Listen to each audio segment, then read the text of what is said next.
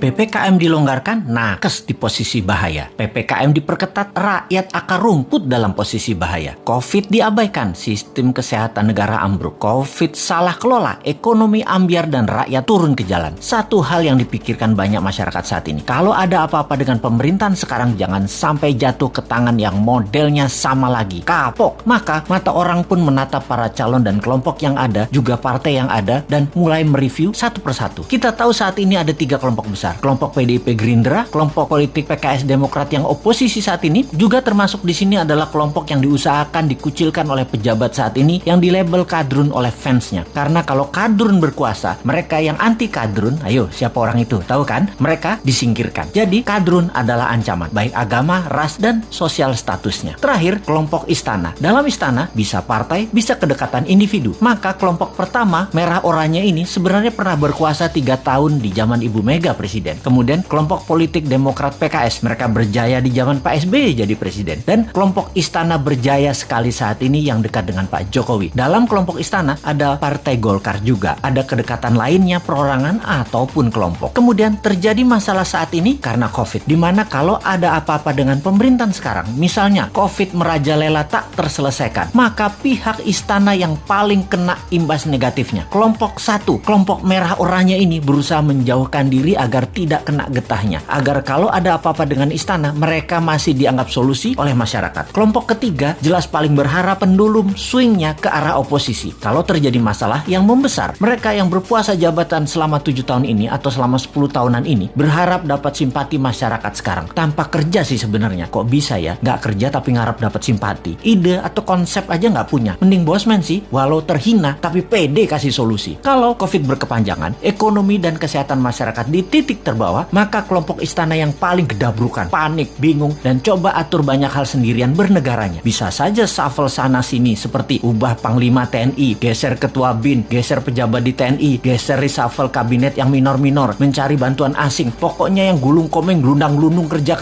ya kelompok istana ini. Yang oposisi memanfaatkan ini semua dengan memberitakan hal-hal yang buruk di sekitar istana dan pejabat terasnya. Oposisi ini, 2 partai utama Demokrat dan PKS ditambah pasukan yang dicap kadrun, yang dicap jual agama. Itulah mereka para oposisi. Di posisi 1, mereka siap-siap ambil peluang juga agar kepercayaan masyarakat tumbuh ke arah mereka. Juga tidak dipersalahkan atas kesalahan kelolaan Covid dan jatuhnya ekonomi karena istana yang paling bertanggung jawab. Kalau istana berhasil melewati masa pelik ini selama 3 tahun ke depan, posisi 1 dan posisi istana berusaha memainkan dongeng kesuksesan ini untuk bekal 2024. Kompak lagi mereka. Singkatnya, saat ini yang namanya politikus sisa, banyak yang masih diam-diam baik untuk ambil posisi. Mau miring ke istana atau mau ikut oposisi dengungkan terus kejelekan istana, gak banyak actionnya mereka ini. Mereka ini seperti Nasdem, P3, PAN, PKB, Hanura. Partai-partai miring ke istana ini juga terasa sekali mereka lagi ambil jarak dengan istana sekarang. Deket enggak, jauh enggak, bantu enggak, ngerecokin dikit palingan. Inilah peta saat ini kalau kita persingkat. Nah, kita sekarang ke depan bagaimana? Kita sekali lagi ingatkan, 3 posisi tadi yaitu kelompok pertama merah oranye, kelompok istana, dan kelompok oposisi. Ini petanya kita tarik ke belakang. Kita lihat 20 tahun terakhir ini. 3 tahun Ibu Mega, 10 tahun Pak SBY, 7 tahun istana saat ini. Total 20 tahun. Kemudian kita list daftar calon pemimpin 2024. Para calon yang ada saat ini adalah datang dari ketiga genre politik yang ada. Sebutkanlah satu persatu. Pasti mengacu ke salah satu kelompok. Misalnya Pak Prabowo masuk kemana? Sudah tahu kan? Pak Erik misalnya masuk kemana? Pak Ganjar, Pak Anies, Pak Ridwan Kamil masuk kemana? Jelas ya? Ini pertanyaan new mind sekarang. Apakah dalam 20 tahun terakhir negara Indonesia jadi negara superpower? Apakah Indonesia jadi negara yang ditakuti dan disegani di sekitar kawasan? Apakah Indonesia jadi negara tidak impor lagi dan menjadi negara produsen kelas dunia? Apakah pendidikan Indonesia terbaik di dunia saat ini? Apakah sumber daya alam Indonesia masih utuh atau sudah mulai habis tanpa membuat Indonesia jadi kaya? Bener nggak? Pertanyaannya sekali lagi, yakin masih mau sama mereka yang model kelolaan negaranya pasti sama seperti dalam 20 tahun terakhir ini? Yakin masih memilih orang yang di etalase itu semua? Berani nggak ambil yang baru, yang beda, yang timnya kuat di dalam dan di luar negeri, yang bukan genre bernegara ala 3 kelompok yang berkuasa, yang akan menyatukan semuanya di bawah kekuatan yang baru?